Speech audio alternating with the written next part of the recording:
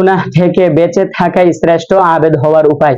হাদিসে এসেছে নবীজি সাল্লাল্লাহু আলাইহি ওয়াসাল্লাম বলেছেন, আন আবি হুরায়রা রাদিয়াল্লাহু আনহু قال قال رسول الله صلى الله عليه وسلم من يأخذ عني هؤلاء الكلمات فيعمل بهن أو يعلم من يعمل بهن فقال أبو هريرة رضي الله عنه فقلت أنا يا رسول الله فأخذ بيدي فعد خمسا وقال اتق المحارم تكن أعبد الناس وارضى بما قسم الله لك تكن أغنى الناس وأحسن إلى جارك تكن مؤمنا وأحب للناس ما تحب لنفسك تكن مسلما ولا تكثر الضحك فإن كثرة الضحك تميت القلب।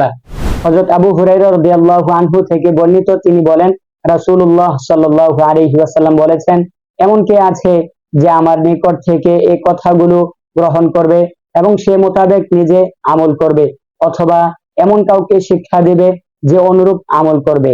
হযরত আবু হুরায়রা রাদিয়াল্লাহু আনহু বলেন, আমি বললাম, হে আল্লাহর রাসূল সাল্লাল্লাহু আলাইহি ওয়াসাল্লাম, আমি আছি। অতঃপর তিনি আমার হাত ধরলেন এবং গুনে গুনে এই 5টি কথা বললেন। 1, তুমি হারাম সমূহ থেকে বিরত থাকলে লোকদের মধ্যে সর্বাপেক্ষা বড় আবেদ বলে গণ্য হবে। 2, তোমার ভাগ্যে আল্লাহ তাআলা যা নির্ধারিত করে রেখেছেন তাতে খুশি থাকলে লোকদের মধ্যে তুমি সর্বাপেক্ষা স্বনির্ভর বলে গণ্য হবে। 3, প্রতিবেশীর সাথে ভদ্র আচরণ করলে প্রকৃত মুমিন হতে পারবে।